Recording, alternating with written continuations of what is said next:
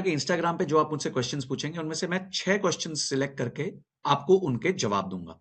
तो आज वो मैंने 6 क्वेश्चन सिलेक्ट कर लिए हैं। वैसे ये वीडियो फ्राइडे को जानी चाहिए थी, पर थोड़ी मेरी तबीयत खराब हो गई थी, उस वजह से मैं इसको रिकॉर्ड नहीं कर पाया, थोड़ा लेट हो गया। तो आज ये वीडियो आपके पास आ रही है। तो इस वीडियो में 6 क्वेश्चंस मैंने पकड़े हैं, आपके क्वेश्चंस है, लाइव क्वेश्चंस हैं, और इन्हीं क्वेश्चंस का हम सोल्यूशन देंगे इस पर्टिकुलर वीडियो में, और आपको कंप्लीट क्लैरिटी मिलेगी जो भी आपके प्रश्न थे। तो चलिए शुरुआत करते हैं, पर अभी भी आगे जाने से पहले सिर्फ 26% लोगों ने ही चैनल को सब्सक्राइब किया है, तो फटाफट एक बार सब्सक्राइब कर लो, घंटी दबा दो, ताकि ऐसी वीडियोस आपसे मिस ना हो। डिस्क्लेमर। ओके, क्वेश्चन नंबर 1 आया है। Hi sir, can you tell me best 5 mutual fund for 30,000 monthly SIP with 10,000 step up for 15 years please.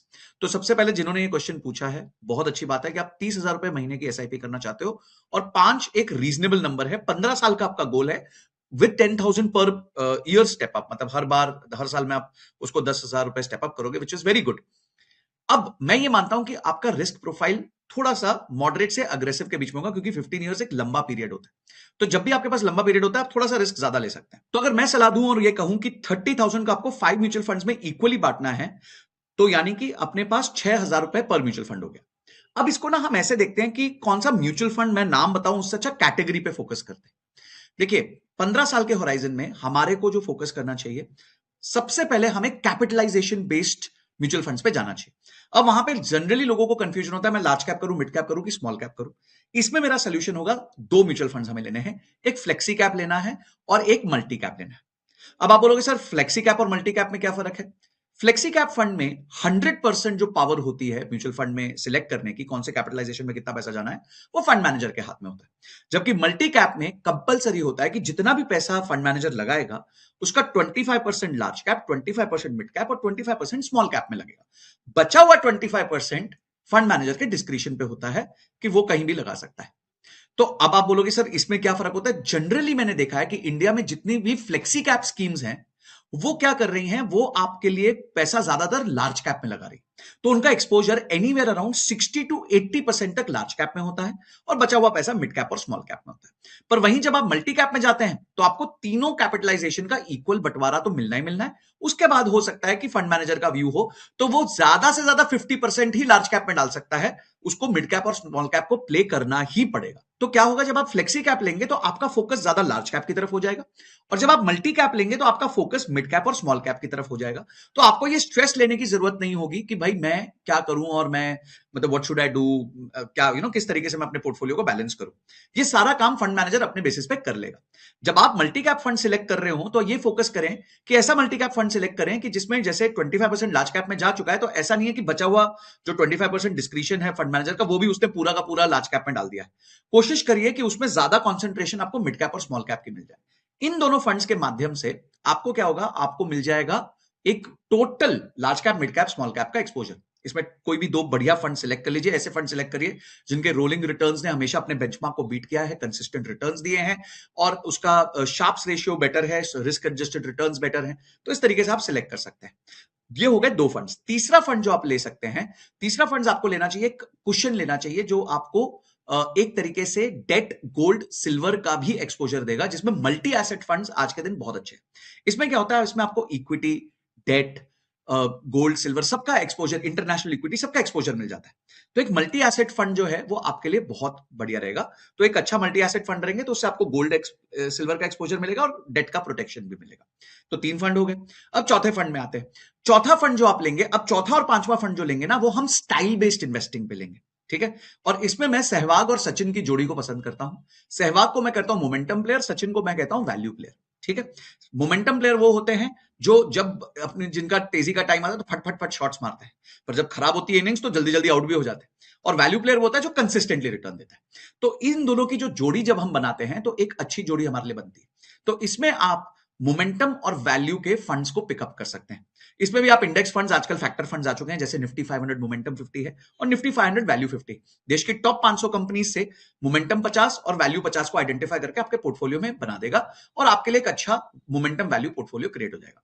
अब ये जब आप सारी चीजों को मिक्स कर लेते हैं, तो एक तरीके से आपने ब्रॉड मार्केट को कंप्लीटली प्ले कर लिया है।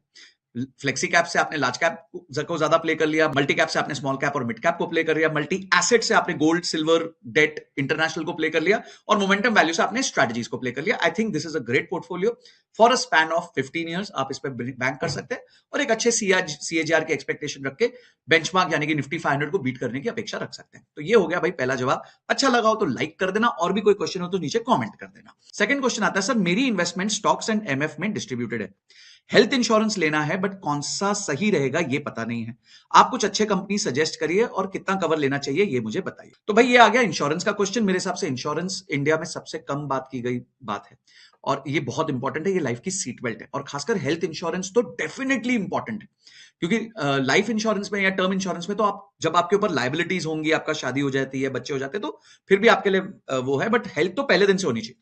तो सबसे पहले जो हमको पैरामीटर्स देखने होते हैं कोई भी इंश्योरेंस को सिलेक्ट करने से पहले, सबसे पहला होता है क्लेम सेटलमेंट रेशियो। देखिए, जो आप है ना यहाँ पे इंश्योरेंस कंपनी पे बैंक कर रहे हैं कि भाई ये कंपनी जो है मेरे को जब मेरी हेल्थ खराब होगी तो मुझे पैसे दे देगी, तो कितना क्लेम वो सेटलमेंट करती है उसका एक रेशियो होता है, सीएसआर कहते हैं, क्लेम सेटलमेंट रेशियो। ये 90% से ऊपर होना चाहिए, ठीक है।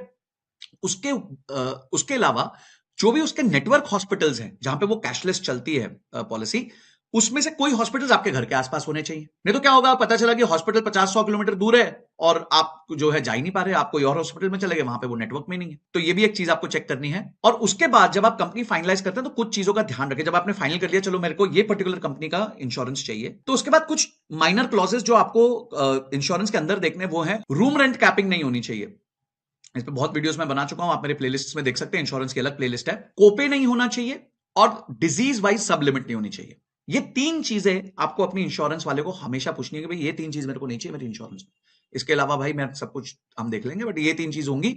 तो इसमें क्या होता है, आपका क्लेम जो मिलता है ना वो अमाउंट रिड्यूस हो जाता है। तो ये चीज का ध्यान रखना है। अब प्रॉब्लम ये है कि इंश्योरेंस कितने के लिए अगर आप बिल्कुल यंग है तो भी मेरे हिसाब से 10 लाख की इंश्योरेंस आपको लेनी चाहिए, क्योंकि 10 लाख की इंश्योरेंस से फिर वो धीरे धीरे आपको नो क्लेम बोनस मिलता है, तो वो धीरे धीरे बढ़ती रहती है। अगर आपको ऐसा बातें नहीं समझ आ रही हैं, तो जैसे मैं खुद भी डिट्टो वेबसाइट यूज करता हूं, डिट्टो इंश्योरेंस की वेबसाइट यूज करता हूं, वहां पे जाके आप सब कुछ पढ़ सकते हैं। वहां पे उन्होंने बहुत रिसोर्सेज दिए हुए हैं। और सबसे मजेदार बात यह है कि डिट्टो के साथ जाके आप एक फ्री कॉल सेटअप कर सकते हैं।